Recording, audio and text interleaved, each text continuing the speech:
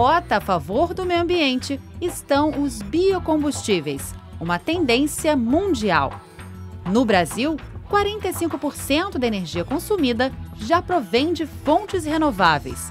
Um aliado é a ampla variedade de matérias-primas no território nacional.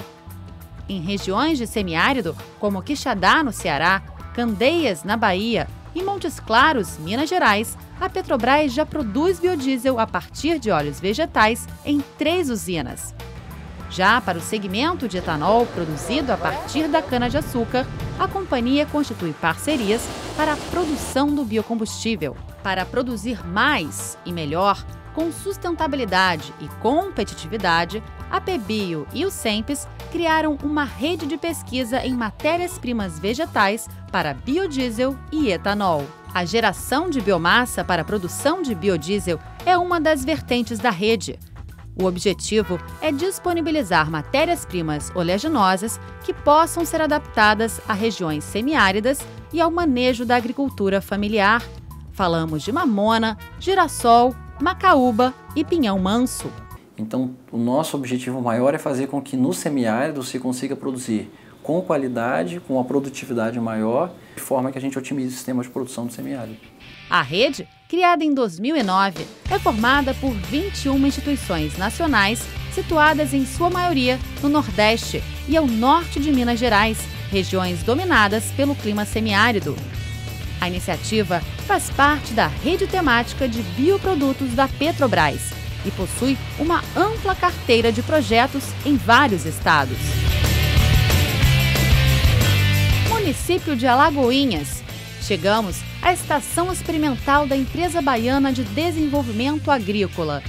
Aqui, diversos profissionais de ciências agrárias que integram a rede conduzem experimentos com mamona e girassol. O trabalho está sendo repetido no Ceará, em Pernambuco, na Paraíba, no Rio Grande do Norte e no norte de Minas. Com essa repetição de experimentos em diferentes locais, certamente poderemos ter, ao final de 5 anos, recomendações de que material genético é mais adequado para a produção de óleo em cada uma dessas regiões.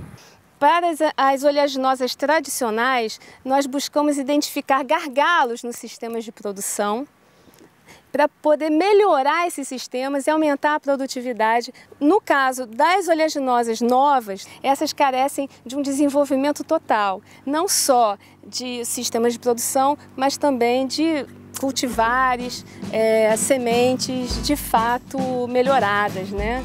Saindo da Bahia, vamos conhecer mais pesquisas com mamona. Nosso destino é Campinas, São Paulo.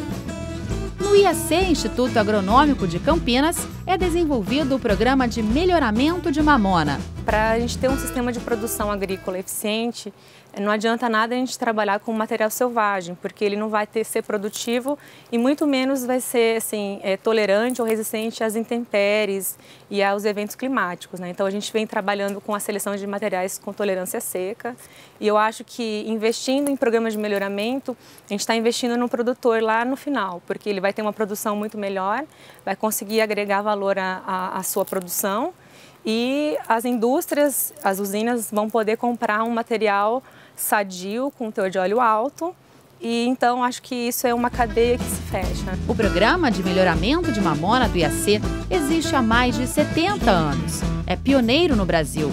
A iniciativa da Petrobras contribuiu para que a seleção e avaliação de materiais tolerantes à seca atingisse outro patamar de conhecimento. Diante de um extenso banco de germoplasma de mamona, pesquisadores do IAC também focam na análise do óleo das sementes. Não só quantificando, como também tentando descobrir algum material que tenha diferença na parte de qualidade, ou seja, que tenha diferença em relação ao ácido ricinoleico e o oleico. A gente acredita que um material que a gente encontre com um teor de ácido oleico mais alto possa ser utilizado para a produção de biodiesel de maior qualidade. Diante das novas leis ambientais que exigem a mistura de porcentagens cada vez maiores de biodiesel ao diesel de petróleo, é previsto um aumento significativo da demanda de oleaginosas no Brasil e no mundo. Uma nova oleaginosa estudada é o pinhão manso, já plantado em caráter experimental no IAC. A Apesar do pinhão manso ser uma oleaginosa bastante promissora para a produção de biodiesel, ela é uma planta ainda não domesticada e, portanto, para ser explorada comercialmente é necessário um programa de melhoramento bem estruturado para a espécie, e é esse o objetivo do trabalho aqui em parceria com a Petrobras. O objetivo dos pesquisadores é desenvolver, por meio de melhoramento genético, uma planta com menor porte, atóxica e com uniformidade da produção dos frutos. Podem ver que numa mesma planta tem frutos verdes, amarelos, frutos secos. Isso dificulta a colheita mecânica. O pinhão manso, nome científico Jatropha curcas, é suscetível a muitas pragas, doenças, o que dificulta o cultivo comercial. Por se tratar de uma planta perene, programas convencionais de melhoramento dessa espécie podem durar anos até a obtenção de um cultivar. Por isso, as pesquisas em andamento envolvem o uso de ferramentas biotecnológicas para acelerar esse processo. A importância dessas combinações raras é que nós teremos acesso a uma variabilidade genética muito maior para ser explorada no programa de melhoramento genético. É bom lembrar que todas essas espécies selvagens, além do fator resistência, ela tem um teor de óleo bastante alto. Por exemplo, o podagrica tem uma média de 40% de óleo nas suas sementes. Então, tudo isso são características que podem ser incorporadas em Jatropha curcas. De Campinas, vamos em direção a Viçosa, Minas Gerais, para conhecer o trabalho com outra oleaginosa promissora para a geração de biodiesel, a macaúba. O trabalho envolve o melhoramento genético, o sistema produtivo, o desenvolvimento de mudas, sistemas de pós-colheita, desenvolvimento de protocolo de clonagem e implantação de um banco de germoplasma da macaúba. O material coletado em campo é trazido para laboratório, onde é feita a germinação. Na natureza, geralmente, um fruto desse demora de 3 a 24 meses para germinação, e com a taxa de 3%. No nosso caso, desses trabalhos conduzidos na universidade, a gente consegue até 90% em 30 dias, né? E é nesse ambiente de luz e de temperatura alta que os embriões eles iniciam o processo de germinação. E o final, nós obtemos então a planta germinada. E depois dessa fase aqui já vai para o campo, né, para formar as mudinhas, são os clones da macaúba que vão sair desse laboratório.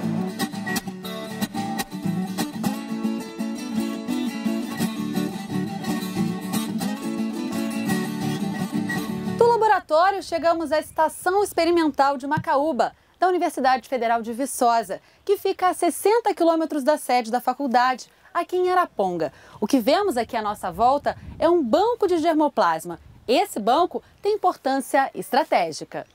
Nós estamos aqui observando características, né, de crescimento, desenvolvimento, precocidade, produtividade, né, teor de óleo. Então, desse banco aqui vão surgir as variedades que nós poderíamos dizer mais aptas à produção de biodiesel, outras mais aptas à produção de alimentos. Nesta área de 4 hectares, foram plantadas mudas originadas de plantas nativas coletadas em diversas localidades do país para os testes com cruzamentos genéticos.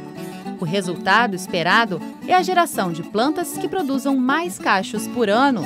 De volta à universidade, no laboratório de pós-colheita, são feitas análises químicas com o fruto da macaúba, rico em óleo. O trabalho tem o seguinte objetivo: avaliar a qualidade desse óleo e estender o tempo, né, de durabilidade desse óleo, né, após a colheita, né? E nós estudamos aqui, na verdade, a formação dos frutos em campo, desde o florescimento, né, até a completa maturação do fruto. Isso é uma semente pré-germinada, né? Após a coleta do fruto, nós quebramos o fruto, separamos a amêndoa, né, que fica aqui no centro aqui, e levamos esse material para vários tratamentos dentro do laboratório. A extração do óleo é feita por prensagem dos frutos. Seus produtos, óleo, torta e carvão, são usados ainda para fins alimentícios e cosméticos. No processamento desse fruto você pode retirar a casca externa, que serve como combustível na própria indústria para alimentar caldeiras, para a fabricação de briquetes, produto com alto valor energético.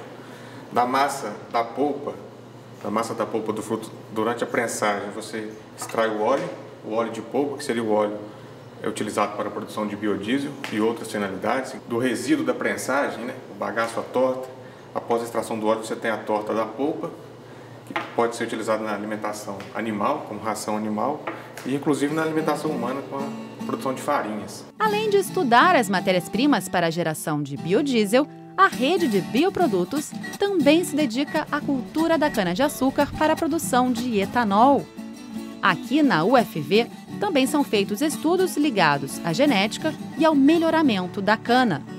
Aqui nós temos plantas em frasco, né? Plantas de cana, de açúcar, né? Esse material está sendo multiplicado. O nosso objetivo aqui é ter esse material estéril para a gente conseguir os embriões para a transformação. Mas pode ser também que esse material aqui a gente possa entregar para o produtor. É um material livre de doenças, livre de qualquer tipo de patógeno, né, que possa prejudicar a produção em campo. A ideia, né, principal do projeto é tentar desenvolver um transgênico de cana-de-açúcar, onde a gente consiga, por exemplo, eliminar algumas etapas de pré-tratamento desse bagaço, né, para tentar fazer etanol, é o que a gente chama de etanol celulose. Com o melhoramento genético, é possível aumentar a produtividade. As pesquisas realizadas aqui ultrapassam os limites da universidade e já beneficiam o Brasil inteiro. A UFV é uma das integrantes da RIDESA, uma rede universitária para desenvolvimento do setor. Essa rede é responsável pelo desenvolvimento de 60% de todas as variedades de cana-de-açúcar plantadas no Brasil. Esse é o trabalho de melhoramento genético de cana-de-açúcar, desenvolvido pela RIDESA. A Universidade Federal de Viçosa participa dessa rede e aqui nós estamos no nosso banco de germoplasma, mostrando a variabilidade e alguns dos nossos genótipos promissores, que são cultivares e outros genótipos novos que estão em desenvolvimento. Hoje, por exemplo, a RB 867515, que é a principal variedade de cana plantada no Brasil hoje, né, foi desenvolvida aqui na Universidade Federal de Viçosa. Saindo de Viçosa e voltando a Campinas, temos outro trabalho envolvendo a cana. A Embrapa, em parceria com a Petrobras, estuda o manejo sustentável da palhada da cana-de-açúcar. O objetivo é avaliar os efeitos da retirada da palha sobre o solo. Então, por quê? Porque muito tem se falado em retirar essa palha para ser utilizada ou para cogeração ou para geração de etanol de segunda geração, que é o de lignocelulose. Só que até hoje não se sabe quais seriam os possíveis prejuízos que o solo pode vir a ter, né, com a retirada dessa palhada. Experimentos como esse estão sendo conduzidos em outros 7 pontos no Brasil. O projeto conta com 5 tratamentos principais da palhada da cana. Um onde a gente retira toda a palha, um onde a gente deixa toda a quantidade de palha que é produzido pela cultura, que pode variar entre 3 e 20 toneladas por hectare, e 3 intermediários, onde a gente tira 25%, 50% e 75%.